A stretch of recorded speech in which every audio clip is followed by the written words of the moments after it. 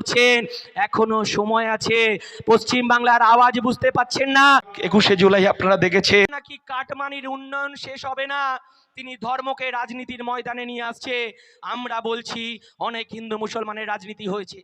আপনি মমতা বন্দ্যোপাধ্যায়, আপনি বিজেপির মন্ত্রিসভায় আপনি রেল মন্ত্রী ছিলেন, বিজেপির সঙ্গে সংসার করেছেন, বিজেপির সঙ্গে গাঁটছড়া বেঁধেছেন। আমরা দেখেছি বিজেপির অমিত শাহ সৌরভ গাঙ্গুলির বাড়িতে যখন এসেছিল আপনি খাদ্যের তালিকা বেঁধে দিয়েছেন। আপনি বলেছিলেন প্রধানমন্ত্রীকে কোমরে দড়ি বেঁধে পশ্চিমবাংলায় নিয়ে আসবেন, আপনি সাম্প্রদায়িক দাঙ্গা রুখবেন, আপনি বলেছিলেন হিন্দু মুসলমানের পলিটিক্স করতে দেবেন না। কে বলেছিল আপনাকে? যেদিন আমাদের দুর্গা প্রতিমা ভাসান হবে, যেদিনকে আমাদের তাজিয়া সাজিয়ে মহরম বের হবে, সেদিনকে আপনাকে কে বলেছিল আপনার এই তাজিয়া বের হবে আর দুর্গা প্রতিমা বিসর্জন বন্ধ হবে? বলছে আমি হিন্দু মুসলমানের রাজনীতি করি না, আর মঞ্চে দাঁড়িয়ে বলছে কি বলছে, যে কি বললো যেন, একটা স্লোগান দিয়ে বলছে ইনশাআল্লাহ এই সমস্ত কি একটা বলছে আমি সত্যি কথা বলছি, আমি রাজনীতি করতে দেব না। তিনি আবার বলে আমি বড় হিন্দু, ব্যানার্জি ট্যানার্জি বড় হিন্দু, এই সমস্ত কথা বলে। আমরা বলছি আপনি বলেছিলেন যে গরিব মানুষের অধিকারকে ফেরত দেবেন, আপনি বলেছিলেন 10,000 মাদ্রাসা তৈরি করবেন, আপনি বলেছিলেন, আপনি কি বলেছিলেন?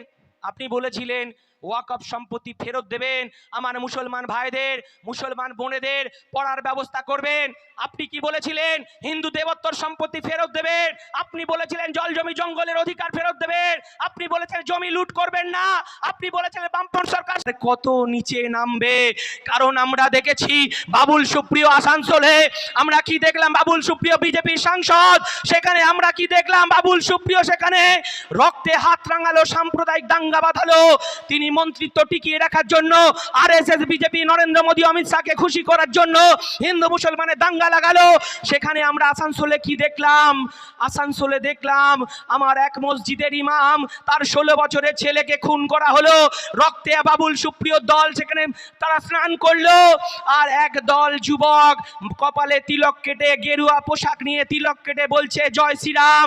তারা উন্মাদ হয়ে নাচছে আসানসোলে, বলছে এখানে সংখ্যালঘু ভাইদের মুক্ত আসানসোল করব।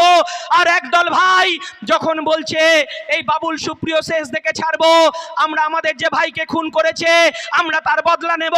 আর আমার সেই ইমাম মসজিদ থেকে টুপি পরে বেরিয়ে বলছে, হাত জোড়ো করে বলছে, বাবা আমি আর অশান্তি চাই না, আমি সম্প্রীতির বাংলাকে দেখতে চাই।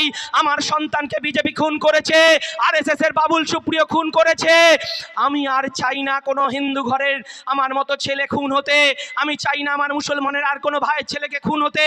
আমি সম্প্রীতির বাংলা দেখতে চাই, যেখানে একদিকে আজান বাজবে, একদিকে ঘন্টা বাজবে। এই বাংলার কথা আমরা ইন্ডিয়ান সেকুলার ফ্রন্ট বলতে চাইছি।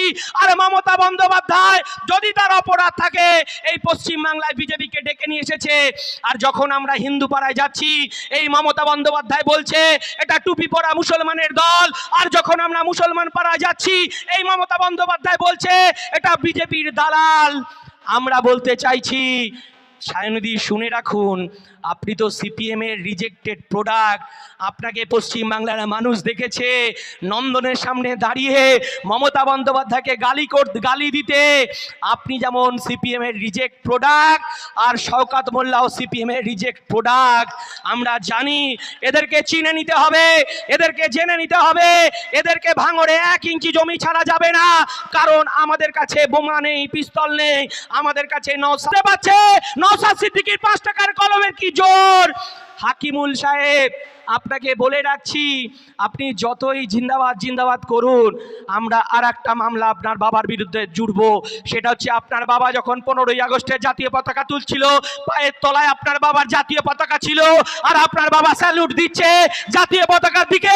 রাষ্ট্রদ্রোহিতার মামলা আমরা নিয়ে আসবো, কারণ ভারতবর্ষের জাতীয় পতাকাকে আপনার বাবা অবমাননা করেছে। খুনের বদলা আমরা নেব এই 5 টাকার কলম দিয়ে। এই আরাবুল বাহিনী, শওকত বাহিনী শুনে রাখুন, আমাদের দেয়ালে পিঠ থেকে গেছে, আমাদেরকে বোমা দিয়ে আটকানো যাবে না। নওশাদ সিদ্দিকীকে শাসনে আটকানোর চেষ্টা হয়েছে, নওশাদ সিদ্দিকী দাঁড়িয়ে থেকে শাসনের ওসির রাতের ঘুম হারাম করে দিয়েছে। এই নওশাদ সিদ্দিকী পশ্চিমবঙ্গের ইলেকশন কমিশন আর ভারত সরকারের ইলেকশন কমিশনের রাতের ঘুম হারাম করে দিয়েছে। আর এই শওকত বাহিনী আর ভাইপো বাহিনী আপনারা যদি মনে করেন আবার 1.5 লাখ 2 লাখ ভোটে মিমি চক্রবর্তীর মতো আবার ভোট লুটাবে, তাহলে শুনে রাখুন, আমাদের শেষ রক্তবিন্দু দিয়েও আমরা বুথকে আংলে রেখে নূরে আলমকে আমরা খাম চিহ্নে ভোট দিয়ে পার্লামেন্টে পাঠাবো। পার্লামেন্টে গরিব খেটে খাওয়া শ্রমজীবী মানুষের অধিকার প্রতিষ্ঠিত হবে। প্রধানমন্ত্রী আবাস যোজনার গরিব মানুষ ঘর পাবে, 100 দিনের কাজের অধিকারকে ফিরে পাবে এবং জল জমি জঙ্গলের অধিকারকে ফিরে পাবে। তাই বলছি, ভাঙর পথ দেখাচ্ছে একমাত্র বিধায়ক এই পশ্চিমবাংলার মানুষকে কষ্ট দেবেন। ভাঙরের মানুষের তাদের শরীরটা ছাড়া তাদের আর কিছু নেই। এই 13 বছর ধরে তৃণমূল লুট করে নিয়েছে। তাই বলছি, এর শেষ দেখে আমরা ছাড়বো। এই 5 টাকার কলম দিয়েই আমরা এই লড়াই জারি রাখবো ভাঙড়ের মানুষ। কারণ আমরা এদেরকে বিরিয়ানি দিতে পারিনি, 200-500 টাকা দিতে পারিনি। এই রাতের অন্ধকারে তারা এটা কি জানেন, পোলেরহাট বাজারে বুক চিতিয়ে লড়াই করতে এসেছে।